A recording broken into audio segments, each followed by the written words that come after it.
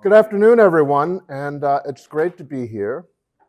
And I'm a preservationist.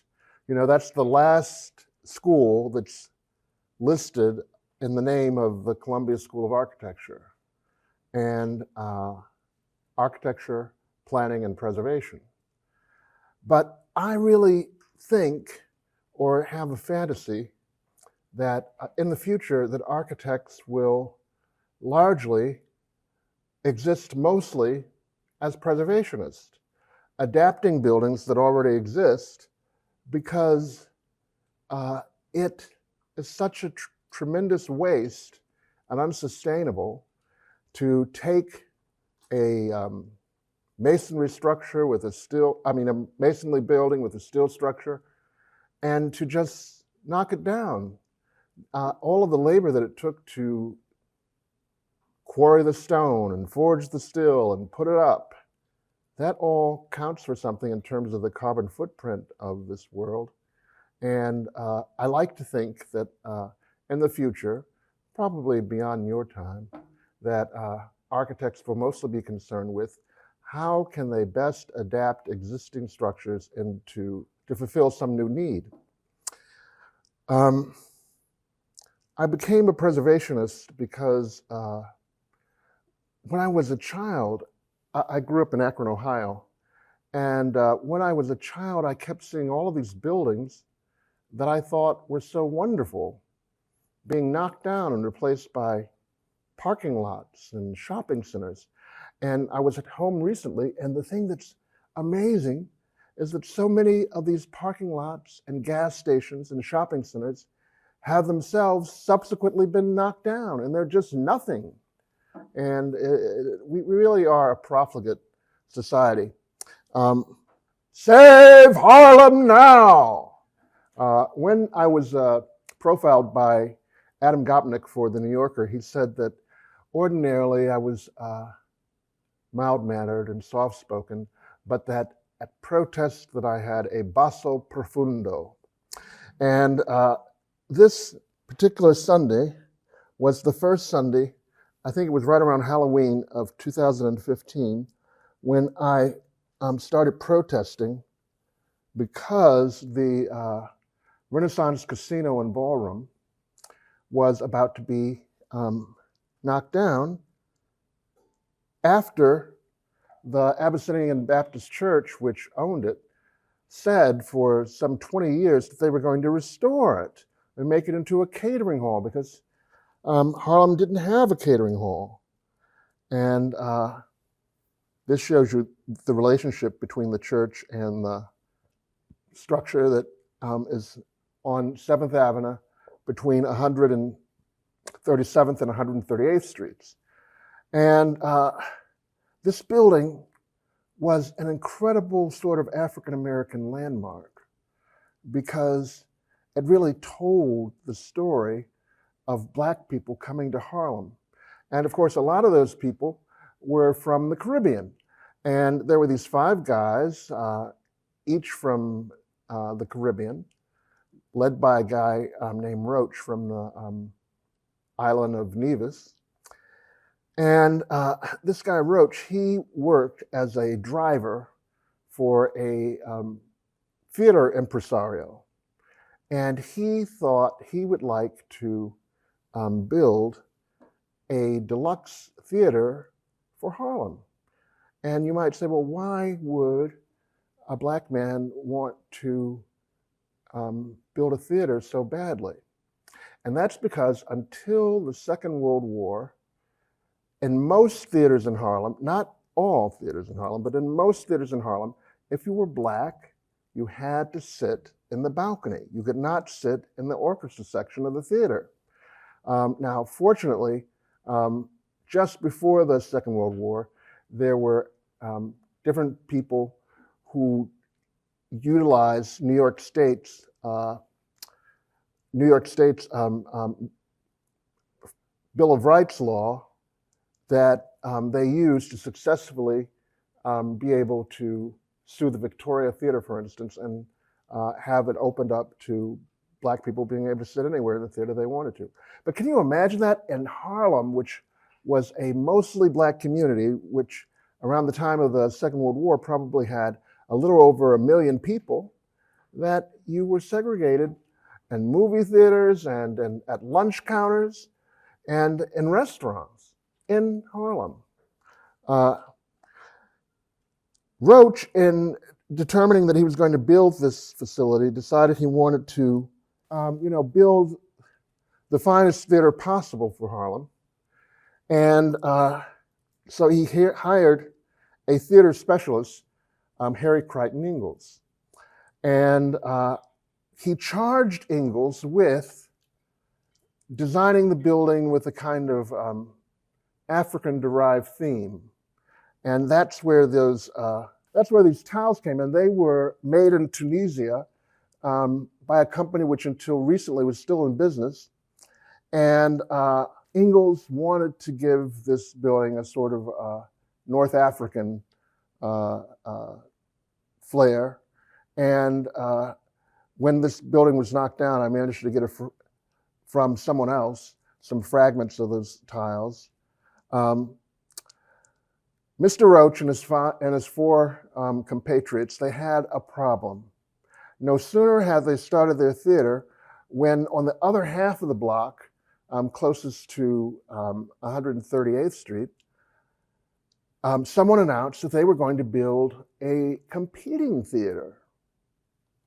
So you don't want that to happen. And so he and his business associates, they mortgaged their houses and did everything they could to raise enough money to build a catering hall that would complement the theater. And this was the interior, which not only served as a catering hall that became the most popular venue for African-American events for like the next 70 years.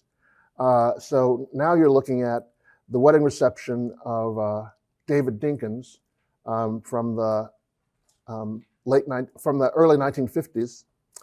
And this space was a multi-purpose space. It not only hosted private parties for people and receptions, but also concerts by big bands and basketball games and boxing matches.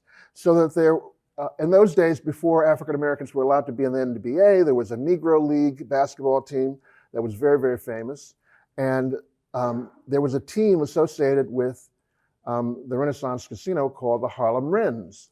And they were very notable. So I decided that this building shouldn't be destroyed without people taking note of it. And so I went and protested every Sunday, oftentimes alone, but not always. And those first images you saw of me being arrested, that happened on the very first Sunday, which, as I said, was just after Halloween. And I continued going there every Sunday until it was knocked down, which was, symbolically enough, on Good Friday. And I went a final time on Easter Sunday just to show people that I hadn't forgotten what had occurred. And when you think of such an incredible landmark. Now, Mr. Roach and his associates, they had a mortgage on these buildings. And when the Great Depression came, the bank foreclosed on them. And so they lost control of their theater and the catering hall. And the bank fired all of the African Americans who worked as cashiers and as ticket takers, and they hired white people in their place. And Mr. Roach was so distraught by this. He lived on 139th Street. He went home. He went to the basement, to the kitchen, and put his head in the oven and turned on the gas and died. And his funeral was then held at the Abyssinian Baptist Church. So how ironic that Black architects and Black developers fronting for Merrill Lynch should build this new building, which is a residential building that was supposed to be the community was told that it would be a rental and that 40% of the apartments would be for low-income people.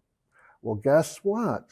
The building was built, it's a condo, and the least expensive apartment cost $80,000. Now, in New York terms, $80,000, that's not a lot for an apartment, but with a median income like Harlem's, that is a lot of money. The very first preservation battle I became involved with was for the Hamilton Grange, Alexander Hamilton's country house, which a friend of mine and I, who had also gone to Columbia to the historic preservation program, felt should be moved so that you could see it in the round and get some semblance of what it was like when Alexander Hamilton lived there. That was an enterprise that was fraught with all sorts of contentious problems.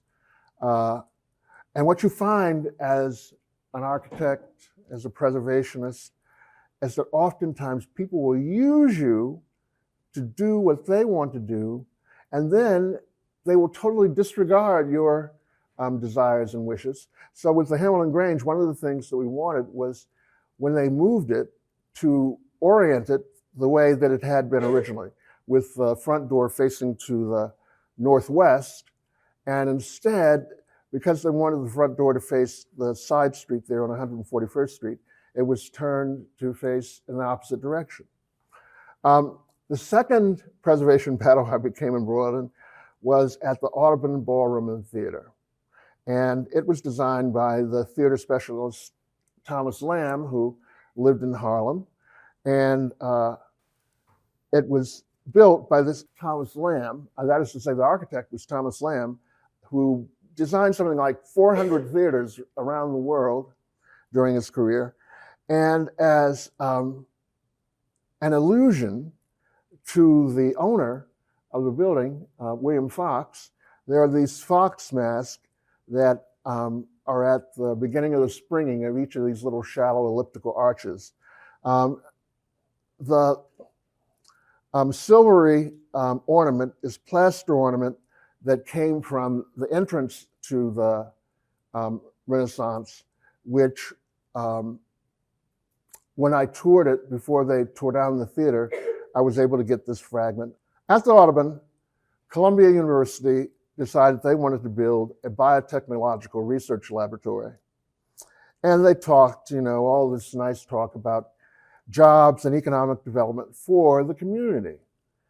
But just imagine in that portion of Washington Heights, which has the largest Dominican population outside of the Dominican Republic. And just imagine how many people live in that community who were trained to become biological research scientists. So the reality is that most of the people who work here are going to be people who live elsewhere, probably in New Jersey, and are going to commute. And so we thought we were sunk, that there was nothing we could do to save this place where Malcolm X was killed. And so we again protested. We did a sit-in at the Landmarks Preservation Commission because they refused to even consider it for designating as a landmark. And a person who became an ally of ours was the Manhattan Borough President, Ruth Messenger.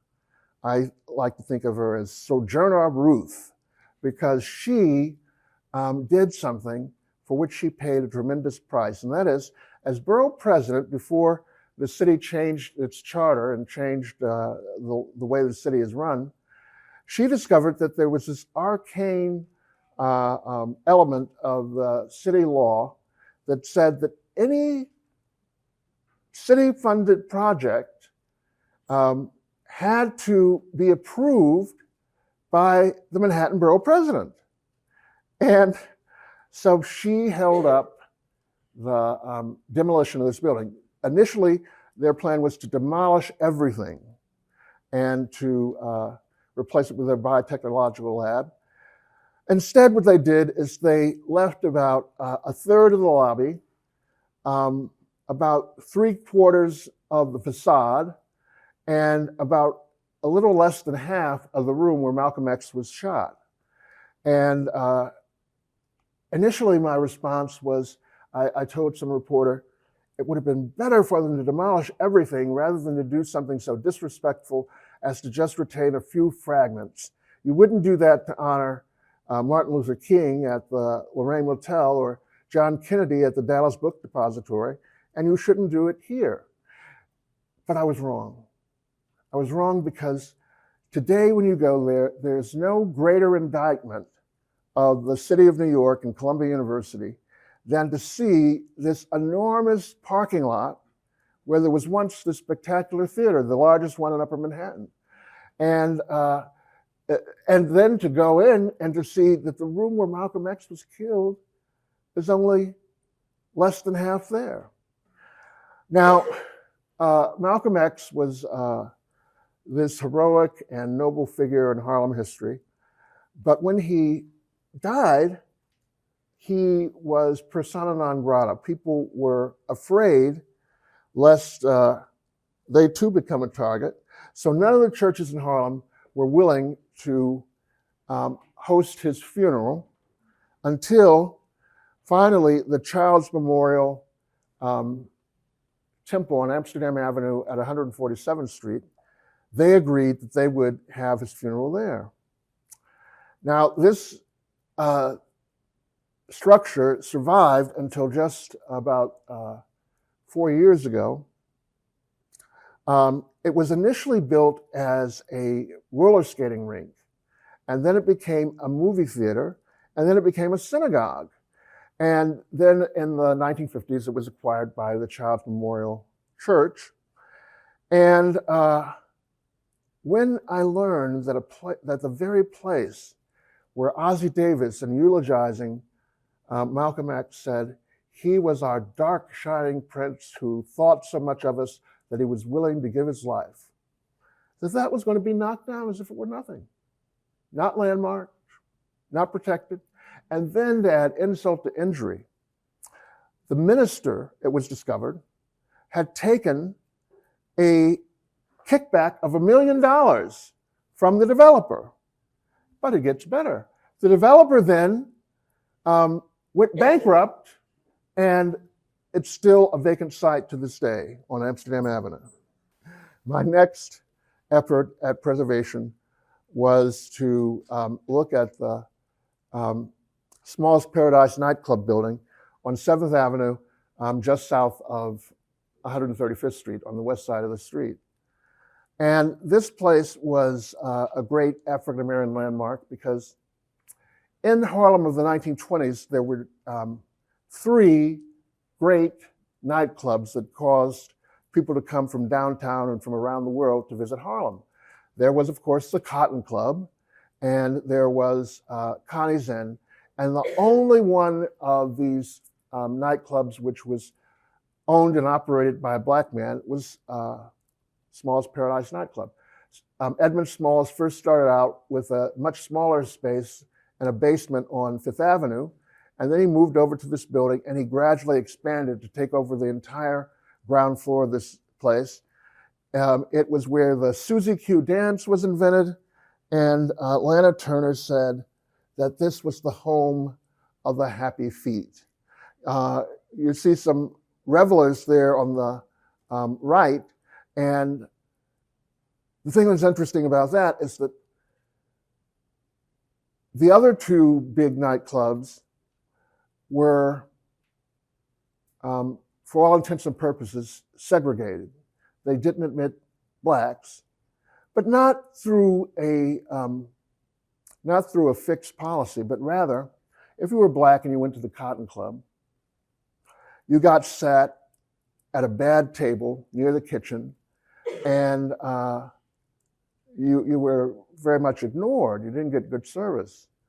And of course, it was very expensive for most black people, and that in itself deterred people from wanting to go there. Now, on the other hand, there were a few people who were considered to be honorary white people, like Alelia Walker. And so whenever she went, Madam C.J. Walker's daughter, whenever she went to the Cotton Club, she had a ringside table. gimmick of Small's Paradise was that the waiters would both dance the Charleston and roller skate with trays filled with drinks to bring them to your table. Now, what I couldn't understand is there are lots of vacant lots in Harlem. There are many, many undistinguished buildings aesthetically. And so why would you choose this one place to say that you were going to build a new high school? And I was in church at the Abyssinian Baptist Church when it was announced that they were going to do this through their Abyssinian Development Corporation. And Calvin Butts, he was very eloquent. He said, there are people who want us to keep this old building. They say it is a landmark, but it is only a landmark of people who would drink to excess and spend all of their money, whereas we are going to build a school to educate our children. Now that was so intellectually dishonest of Butts because he knew the significance of Small's Paradise, and he knew that there were any number of places that a school could have been built, only he didn't own and control that particular plot of land. So there it is today. Moving right along, the next thing to happen is that in 1936, Harlem Hospital built a new nurses' building, which in effect became their new main building. It was where the doctor's cafeteria was, and it was where the boardroom for the hospital was located.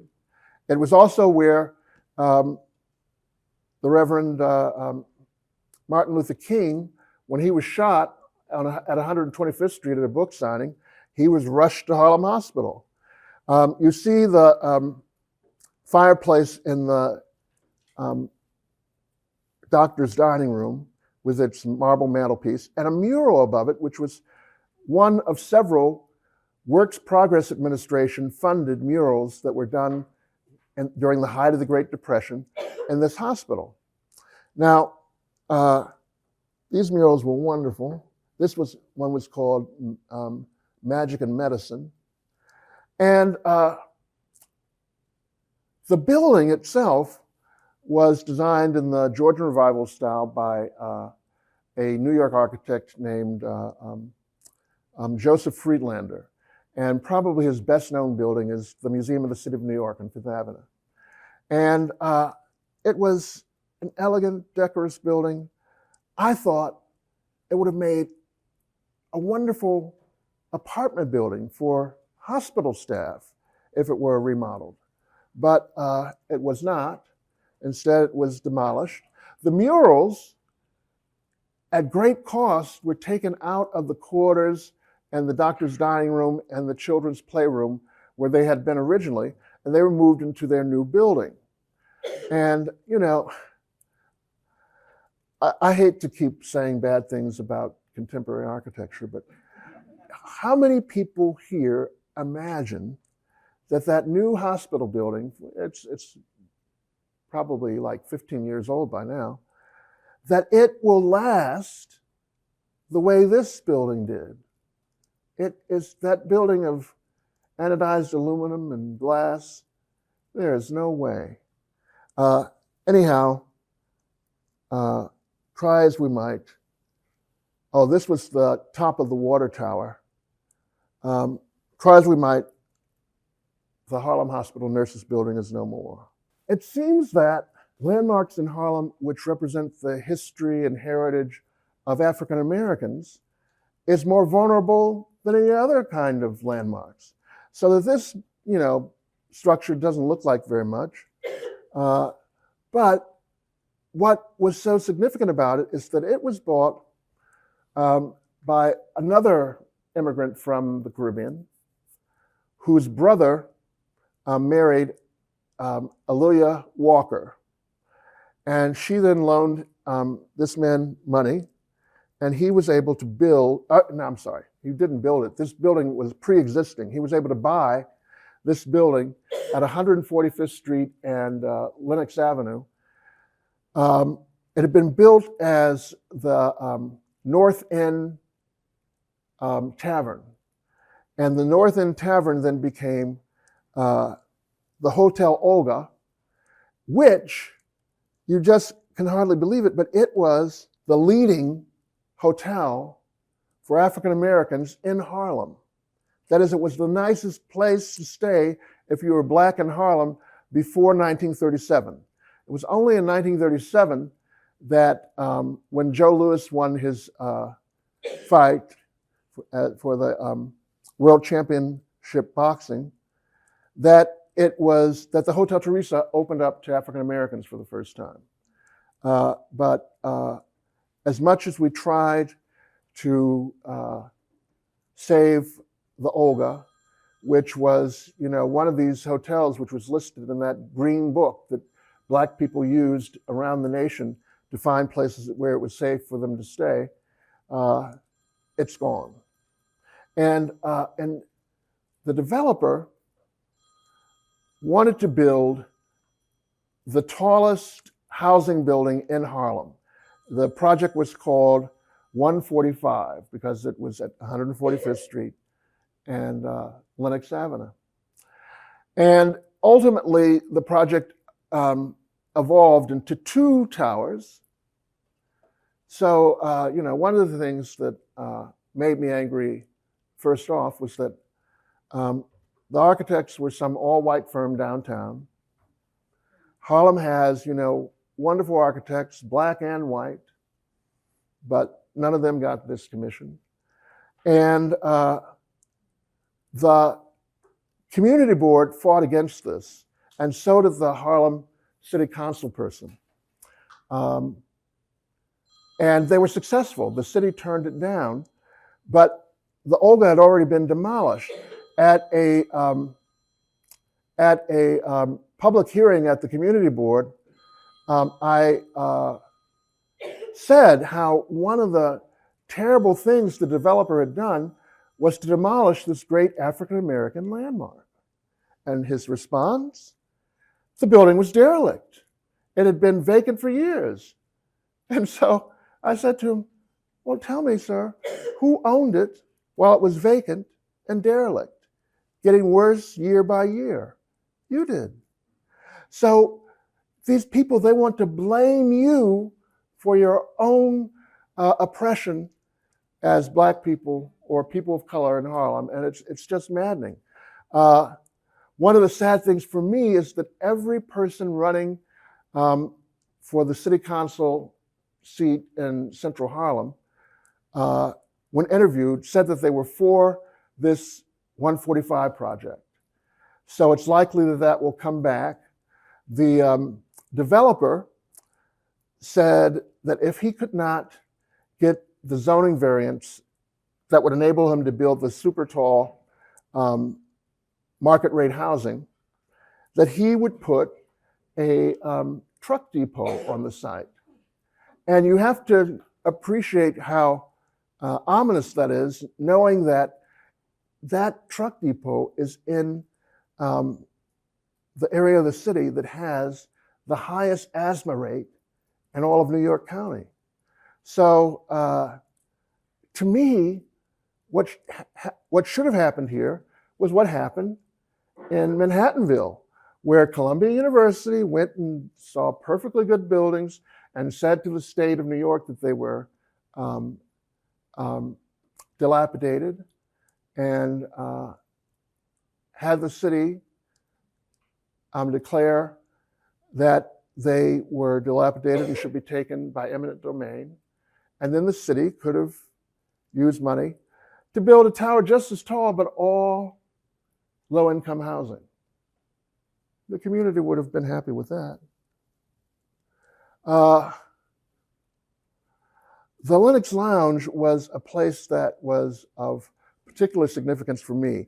It was this wonderful Art Moderne structure, which I believe was probably done by this African-American, one of 2 African-American interior designers. There's this one guy whose name was Harold Curtis Brown from Birmingham, and another guy who came from the Caribbean and studied at McGill College in Canada and at the Boston Museum of Fine Arts School. And he called himself Zagata. It could have been either one of them. They were both very creative, and they were very good at using unusual colors and unusual materials. And Zagata, for his part, he loved curves in his designs. And you can see that both in the booths and the bar, and then these lamp standards that have Christmas trees atop them because it's decorated for Christmas. Those lamp standards were made out of wooden half circles that were veneered in walnut. And then they had these curved frosted glass fins that diffused indirect lighting out of the inside of these columns going up and down the space. Here, the problem was that, one of the problems with this place was that when I was first living in Harlem in the 1990s, there was this guy who called himself Chris's Bliss, and he opened up a gay party at the Lenox Lounge on Tuesday nights, I think. Anyhow, huh? Oh, well, not now. Now, what happened was when this gay party happened at the Lenox Lounge, the owner grossed more revenue than he did during the whole rest of the week. And yet, the owner, and particularly his son, were leery of this gay party because they felt that they might be thought to be guilty by association.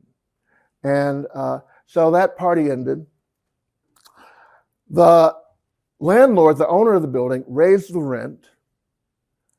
And the owner of the bar, he had trademarked the name Lenox Lounge, and he had been a part of a wonderful renovation that was very thoroughly done using federal funding from the empowerment zone, and also using some of his own money.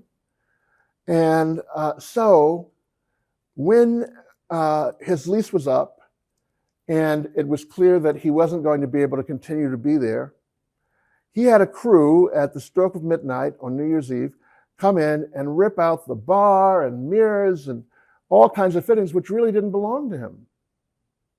And the new owner of the place was able to go to court and get some of these fittings back, but ultimately the owners decided not to restore the Lenox Lounge, although they talked about it, and now it is a bank.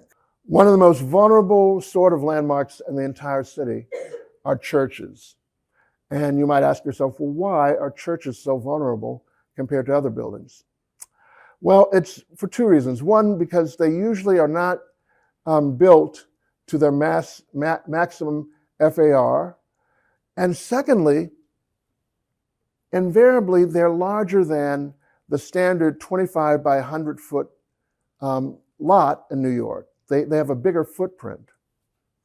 And so when you are trying to build a new building, if you want to create an assemblage where you can build up high, and you have to buy several of these 25 by 100 foot lots, that costs you far more, buying 5 or 10 of those than buying one church and knocking it down. Now, in this instance, we fought this building designed by Thomas H. Poole and Sons and finished in about 1906. We fought it being demolished, and I went and I picketed in front of St. Patrick's Cathedral. And then there was what we thought was going to be a reprieve when a developer acquired it, said that he was going to build a luxury apartment tower behind the church, But in order to do that, he thought he had to demolish half of the nave of the church. So that occurred. A great rarity in this building was that ordinarily in churches, the way they get stained glass windows is that members of the congregation, when somebody dies, they give a memorial window in the name of that loved one who has died. Now, what they did that was unique at St. Thomas the Apostle is that they had like 10 years while they were saving money to build their new church. And during that time, a sufficient number of people died that they had enough gifts as memorials for windows that they were able to install all the windows at one time and have them designed by this famous maker, Edward Mayer, in southern Germany. The Archdiocese of New York, they interpret canon law in a very strange way. Pope Francis, as his second encyclical, said that when a church is no longer used as a church, even if it is used for a profane purpose, it is desirable for it to continue to have a church-like appearance, not only to honor the people who donated the funds to build the church in the first place, but also to act as an instrument of evangelism. Meaning, you see the church and you say, oh, well, I don't want to swear in front of the church, or, oh, I don't want to, you think, oh, maybe I should go to church. I haven't been for a while. So that's what the Pope was hoping. So, but the Diocese of New York, the Archdiocese of New York, they said that canon law required them to remove anything that had any kind of religious symbolism. So they took all of the windows out and they gave them to various churches uptown. They took the two side altars and moved them to St. Patrick's Cathedral. And then the high altar, which was a massive piece of marble, weighing several tons, they took that and they jackhammered it into 1,000,000 bits. And so this is the finial of one of the pinnacles that were on the reredos, the altarpiece behind the altar, that I salvaged when I went in while it was being demolished. And it's now a catering venue called the Parish. And people think it's great, but for me, it was a very unfortunate thing.